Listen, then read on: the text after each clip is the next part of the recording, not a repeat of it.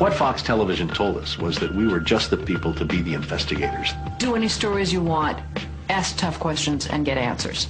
So we thought, this is great, this is a dream job, fantastic. The very first thing they had us do was not to research stories, but to shoot this promo, which was The Investigators. Uncovering the truth, getting results, protecting you. And they had a film crew and a smoke machine, and we were silhouetted. Investigative reporter Steve. One of the first stories that Jane came up with was the revelation that most of the milk in the state of Florida and throughout much of the country was adulterated with the effects of bovine growth hormone, the artificial hormone that farmers were injecting into their cows so that they would produce more milk. With Monsanto, I didn't realize how effectively a corporation could work to get something on the marketplace. The levels of coordination they had to have. They had to get university professors into the fold. They had to get experts into the fold. They had to get reporters into the fold. They had to get the public into the fold. And of course the FDA, let's not leave them out. They had to get the federal regulators convinced that this was a fine and safe product to get it onto the marketplace. And they did that. They did that very, very well. It's a great time to be a high-producing cow. Posilac One Step, bovine somatotropin by Monsanto. The federal government basically rubber-stamped it before they put it on the marketplace. The longest test they did for human toxicity was 90 days on 30 rats. Posilac is the single most tested new product in history and is now available to you specifically so you can increase your profit potential. And then either Monsanto misreported the results to the FDA, or the FDA didn't bother to look in depth at Monsanto's own studies. The scientists within Health Canada looked very carefully at bovine growth hormone and came to very different conclusions than the Food and Drug Administration in the U.S. did. Monsanto's engineered growth hormone did not comply with safety requirements. It could be absorbed by the body and therefore did have implications for human health. Mysteriously, that conclusion was deleted from the final published version of their report.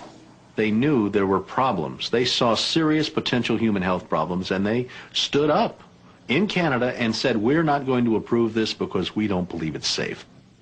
We have been pressured and coerced to pass drugs of questionable safety, including the RBST. I personally was very concerned that there's a very serious problem of secrecy, conspiracy, and things of that nature, and something needs to be done. The FDA was then on the hot seat. They had to come up with an answer. They didn't come up with a good one. And they never took the opportunity then. I mean, what would they do? Pull it off the market and say, we need to now do the job that we didn't do the first time? They didn't do that. We wrote the story. We had it ready a week beforehand. They bought ads. Farmers in the milk industry say it's safe, but studies suggest a link to cancer. Don't miss this special report from the investigator. That Friday night before the Monday this series was to begin, the fax machine spit out a letter from this very high-priced lawyer in New York that Monsanto had hired. It contained a lot of things that were just off-the-wall false, just demonstrably false. But if you didn't know the story and you didn't know how we had gone about producing it, would have scared you as a broadcaster, as a manager. And they decided that they would pull the story and they would just check it one more time.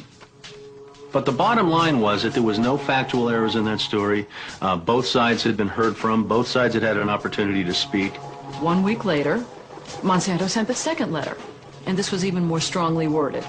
And it said there will be dire consequences for Fox News if the story airs in Florida. And this time they freaked. They were afraid of being sued, and they were also afraid of losing advertising dollars at all of the stations owned by Rupert Murdoch. And he owned more television stations than any other group in America. That's 22 television stations. That's a lot of advertising dollars for Roundup, aspartame, NutraSweet, and other products. So we got into a battle, and the first deal was the new general manager. And his name's Dave. And Dave is a salesman, and, you know, he'd pump your hand. How you doing? How you doing? Called us upstairs to his office, and he said, what would you say if I killed this piece? What if it never ran? And we said, well, you know, we wouldn't be very happy about that. And he said, well, I could kill it, you know. And we said, yes, of course, you're the manager. You could kill it. It would never air. And he's hemming and he's hawing and he's back and he's forth. And we couldn't figure out, what is this all about? And finally he blurted out, look, would you tell anybody? You know, I said, I'm not going to lie for you. About a week later, calls us back to the office and says, okay, we'd like you to make these changes. In fact, you will make these changes. We said, well, look, let us show you the research that we have that shows that this information you want us to broadcast isn't true. To which he replies, I don't care about that. I said, pardon me? And he said, that's what I have lawyers for. Just write it the way the lawyers want it written.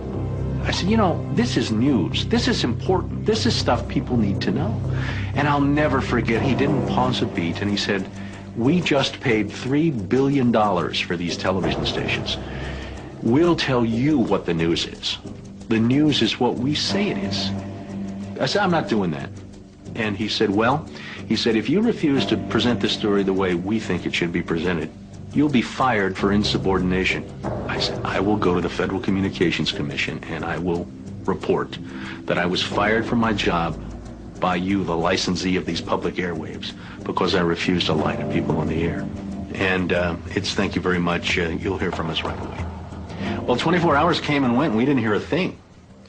And about a week later, he calls us back, and now we've changed strategies. How about if we pay you some money and you just go away? And I said, how much money? Because, you know, when somebody offers to bribe you like that, I always want to know if it might be worth it. He was going to offer us the rest of our year's salary if we agreed not to talk about what Monsanto had done, to not talk about the Fox corporate response in suppressing the story, and to not talk about the story. Not talk about BGH, again, anywhere. Not take the story to another news organization. Just zip up. I said, you mean if I want to go to my daughter's PTA meetings and explain what's in the school milk at the school lunch program? I can't. No. You can never speak about this anywhere. And Steve says, okay, write it up. And I'm like, write it up? What are you talking about? Write it up. And I didn't say anything. And Dave, he wrote it up. And he FedExed it to us a couple days later. And he said, are you going to sign? And we said, nah, Dave, we're not going to sign that. And he said, well, send it back, okay? I said, no, Dave, we're not going to send that back. It was, okay, we can't buy you out. We can't shut you up. Let's get the story on the air in a way that we can all agree it will go on the air. And we started rewriting and editing with their lawyers. Well, during this 8-month re-review process, I say jokingly, they did things like, for example, they wanted to take out the word cancer. You don't have to identify what the potential problem is, but just say human health implications. Any criticism of Monsanto or its product, they either removed it or minimized it. And it was very, very clear, I would say, almost every edit they made to the piece, that was the aim. And we changed this and this and this, and then that wasn't good enough. Okay, now change this and this and this. Now change this and this. Version after version after version, 83 times. 83 times is unheard of. It doesn't happen. You shouldn't have to rewrite something 83 times. Obviously, they didn't want to put the thing on the air, and they were trying to drive us crazy and get us to quit or wait until the first window in our contract so that they could fire us. They, in effect, announced that they were going to fire us for no cause. Well, this was a little much.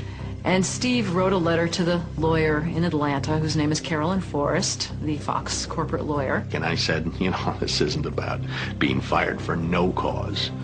You're firing us because we refused to put on the air something that we knew and demonstrated to be false and misleading. That's what this is about.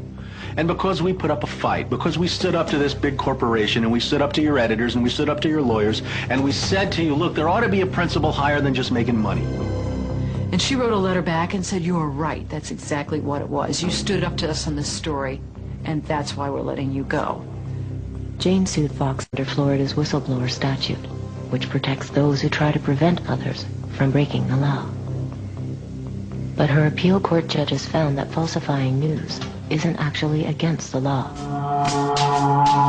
Florida's appellate court has ruled in favor of Fox 13.